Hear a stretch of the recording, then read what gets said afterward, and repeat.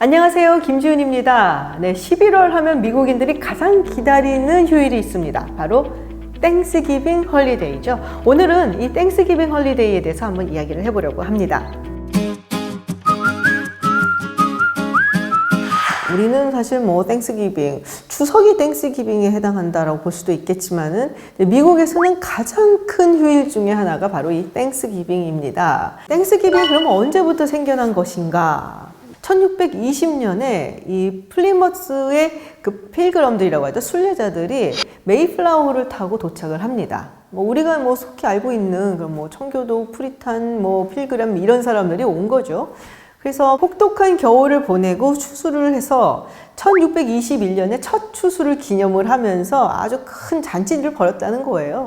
그러면서 그 동네에 이제 같이 살고 있었던 이제 그 토착 인디언이라고 했죠. 완파노그 인디안 부족들과 함께 즐거운 축제를 벌였다. 그래서 그게 이제 첫 땡스기빙이다라고 알려져 있습니다.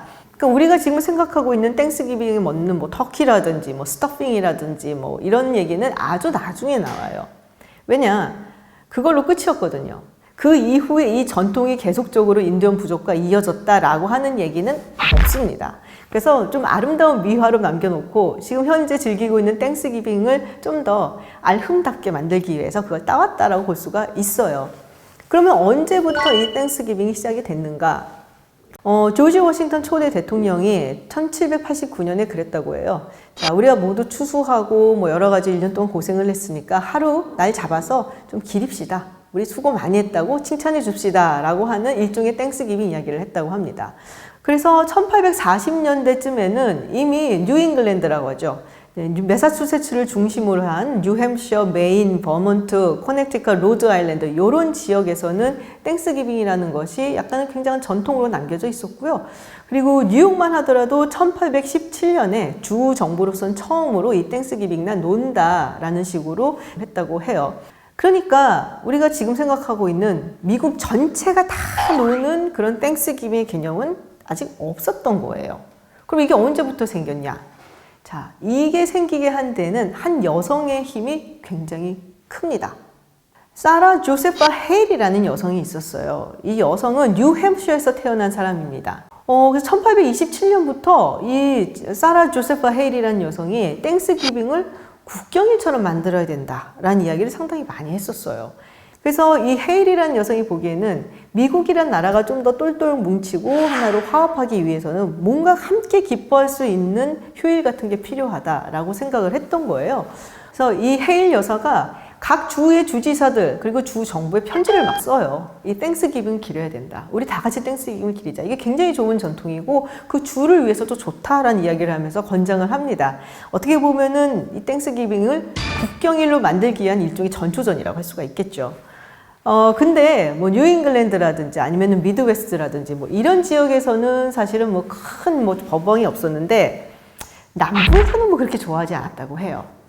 사실 우리가 남북전쟁으로 인해서 북부와 남부가 사이가 나빠졌다고 생각하지만 이미 그 전부터 사이가 별로 안 좋았어요. 북부 사람들이 보기에는 저 남부 사람들이 전통이나 따지고 정말 꼰대 같고 자기네들이 무슨 유러피언인 줄 알아? 약간 이런 생각을 가지고 있었던 반면에 남부 사람들이 보기에는 이 북부 사람들이 정말 사기꾼들인 거죠. 뭐랄까요? 자기들처럼 어떤 귀족적인 면모가 있는 것도 아니고 돈밖에 모르는 저 졸부들. 약간 이런 이미지가 좀 있었다고는 할까요?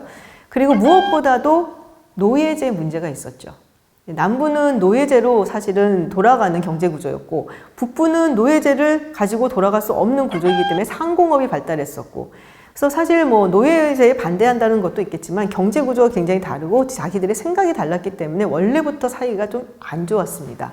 그런데 남북전쟁이 점점 다가오면서 그리고 실제로 남북전쟁이 발발을 하면서 남부에서는 이 땡스기빙을 뭐라고 할까요?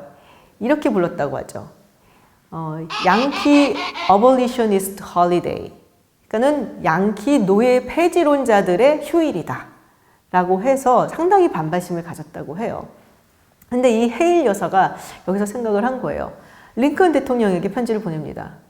지금 남북전쟁으로 인해서 이렇게 나라가 갈갈이 찢어지고 그리고 우리가 서로를 미워하고 있는 상황에서 이 나라를 하나로 화합하기 위한 뭐 하나가 필요하다. 근데 내가 보기에 그거는 땡스기빙이다. 자, 이 정도 되면은 정말 그 집요함은 알아줘야 되는 거겠죠. 그래서 1863년도에 링컨 대통령이 거기에 설득이 돼요. 그런데 그렇다고 해서 매해 지켜지는 국경일로 완전히 지정됐던 건 아니고요. 링컨 대통령이 1863년도에 자, 우리 땡스기빙 11월 마지막 목요일 날 쉽시다 라고 얘기를 하고, 그러면 또 그 다음에 가서 또 한 번 그 얘기를 하고, 이렇게 약간 임시적으로 항상 매해 대통령들이 이야기를 하는 방식으로 진행이 되어 왔습니다. 그렇다면은 이 땡스기빙이 11월 마지막 목요일로 딱 정해진 것은 언제부터냐? 1941년부터예요. 근데 그 전에 루즈벨트 대통령이 1939년에 이 땡스기빙을 한 주 앞당기려고 했었어요. 왜냐? 경제 공황이었잖아요. 그래서 약간 사람들이 소비 심리를 자극을 해서 한 주 더 앞당겨서 그때부터 크리스마스 때까지 막 쇼핑 막 하게 해주고 소비 진작을 하려고 한 주를 앞당기려고 했던 겁니다. 근데 의외로 반발이 너무 심한 거예요. 그래서 할 수 없이 다시 예전처럼 마지막 목요일로 옮겨가면서 그때부터 땡스기빙은 11월 마지막 목요일 그리고 모두 쉬는 걸로 국경일로 정해진 겁니다. 땡스기빙 때 터키, 이제 칠면조라고도 하는데요. 터키를 정말 많이 먹습니다. 그래서 얼마나 많은 터키를 먹을까라고 했더니 이 터키 전국 터키 연합회라고 있어요. 내셔널 터키 페더레이션이라고 있는데 거기서 봤더니 땡스기빙 때 먹는 그 소비되는 터키가 무려 4,600만 마리라고 합니다. 그러니까 4,600만 마리에 달하는 이 칠면조들이 땡스기빙에 도살이 되는 거예요. 좀 미안하죠. 그렇게 생각을 하면.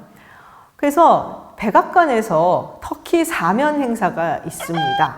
네, 터키 파든이라고 하는데요. 트루먼 대통령이 터키를 선물을 받은 거예요. 그래서 이제 보는데, 우리 백악관에서 이미 준비한 게 있고, 우리 얘네 좀 살려주자. 그래서 사면하노라라고 약간 좀 재밌게 그래서 돌려보냈다고 합니다. 그래서 걔는 무슨 사육장 가서 죽을 때까지 도살 안 당하고 살았다고 하는데, 그러고 나서 1963년도에 존 F 케네디 대통령이 비슷한 걸 한 거예요. 선물도 받으니까 터키 많이 남아 도는데 이 터키 하나는 좀 살려주죠. 그러고선 사면이 되면서 그 이후로 계속해서 대통령들이 일종의 터키 사면 행사를 합니다.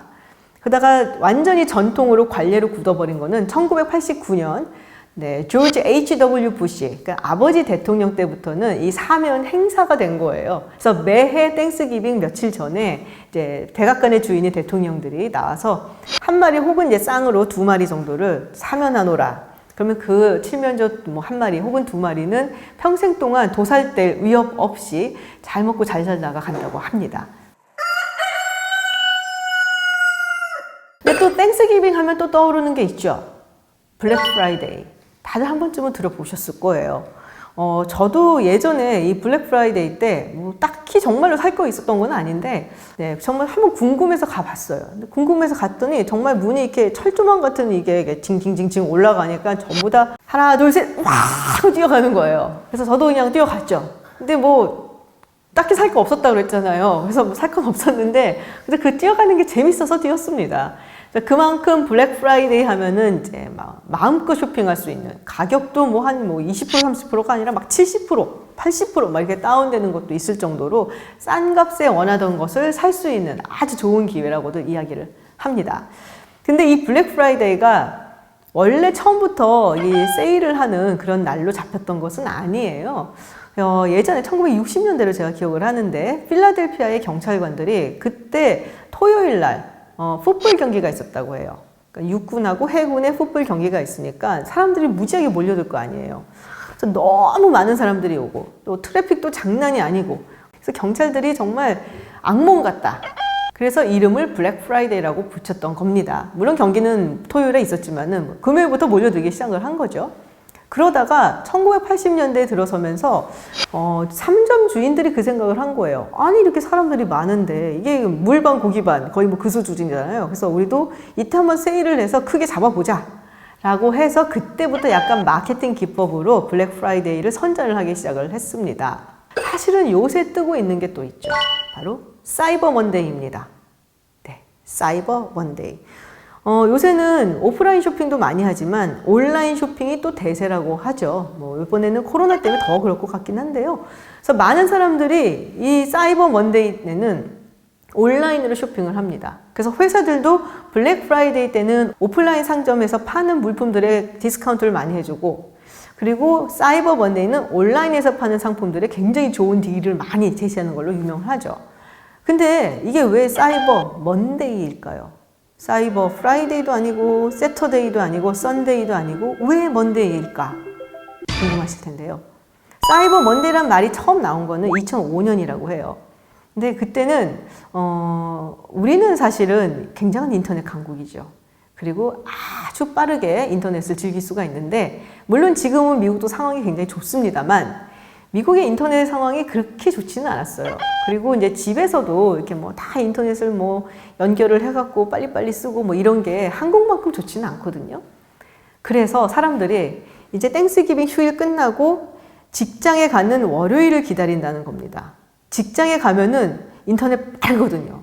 그래서 직장에 가서 쇼핑을 하려고 다들 목 놓아 기다리고 있다가 딱 출근을 하면은 그때부터 온라인 쇼핑을 시작하는 거예요. 그래서 사이버 먼데이다라는 이름이 붙었습니다. 그래서 최근 들어서는 사실은 이 사이버 먼데이의 매출이 훨씬 더 좋다고 해요. 2019년 자료를 보면은 사이버 먼데이에는 약 94억 달러의 매출을 올렸고, 그리고 블랙 프라이데이는 74억 달러 정도 매출을 거둔다라고 나와 있는 걸 보면은 이제는 확실히 대세가 온라인 쇼핑으로 넘어간 게 아닌가라는 생각이 듭니다. 그리고 특히나 올해 같은 경우에는 코로나19 때문에 많은 사람들이 예전 같은 블랙 프라이데이는 기대하기 어려울 거다라고 얘기를 하고 있죠. 미국, 특히나 요새는 미국이 굉장히 지금 코로나19의 뭐 재유행이다라고 해서 점점 많아지고 있거든요. 그래서 블랙 프라이데이 쇼핑을 하더라도 간격을 지키고 뭐 체온을 재고 뭐 이런 식을 해야 되기 때문에 많은 사람들이 이번에는 오프라인 쇼핑이 아니라 온라인 쇼핑으로 많이 키를 돌릴 것이다 라고 보여지고 있습니다. 자, 오늘은 땡스기빙에 대한 이야기를 좀 나눠봤습니다. 어떻게 보면은 미국 역사하고도 상당히 관련이 있는 그런 전통이라고 할 수 있는데요. 다음에 더 재미있는 이야기로 찾아뵙겠습니다. 고맙습니다.